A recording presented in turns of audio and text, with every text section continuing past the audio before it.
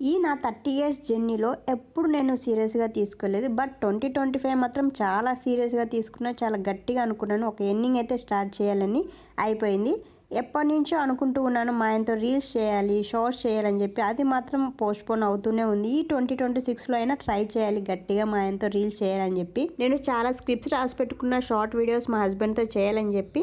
ఆయన full busy అనమాట. ఈ సంక్రాంతి కన్నా ట్రై చేయాలి, లీవ్లో ఉంటారు 10 days. ఆ 10 days అయినా కొంచెం గట్టిగా పట్టుకోవాలి మా ఆయన్ని. ఇక్కడ వచ్చేసి మేము మా రిలేటివ్స్ ఇంటికి అయితే వచ్చేసాము. మా క్వార్టర్స్ పక్కనే ఏప్రిల్లో మా రిలేటివ్స్ అయితే ఉన్నారు. ఈ సిస్టర్ వచ్చేసి సప్త శనివారాలు పూజ అయితే చేస్తుంది అనమాట ఎవ్రీ సాటర్డే. ఈ సాటర్డే మమ్మల్ని ఇన్వైట్ చేసింది, మేము పక్కనే కదా అని చెప్పి వచ్చేసాము. ఇక్కడ వేరే వాళ్ళు కూడా వచ్చారు.